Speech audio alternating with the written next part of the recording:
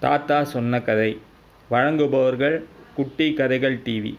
ஒரு நாள் மாலை ஒரு தாத்தா தன் பேரனுக்கு நீதி கதைகளை சொல்லிக் கொண்டிருந்தார்.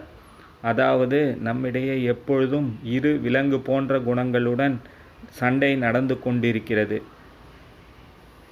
ஒன்று மிகவும் நல்ல பண்பு, பாசம், நேசம், மனிதத்தன்மை, உண்மை போன்ற குணங்கள். மற்றொன்று கோபம், பொறாமை, பொய், தான் மட்டுமே எல்லாமும் எனப்படும் ஈகோ போன்ற குணங்கள் என்று கூறினார். அப்போ இதில் எந்த விலங்கு ஜெயிக்கும் என்று கேட்டான் சிறுவன். தாத்தா, நீ எதற்கு உணவு கொடுக்கிறாயோ அதுவே ஜெயிக்கும் என்றார். நாம் எப்போதும் நல்லவற்றையே நினைப்போம், நல்லவற்றையே செய்வோம், நல்லதே நடக்கும்.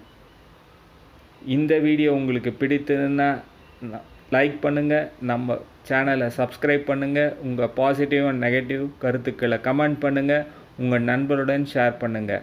வணக்கம் நண்பர்களே, உங்களை அடுத்த வீடியோவில் பார்க்கலாம்.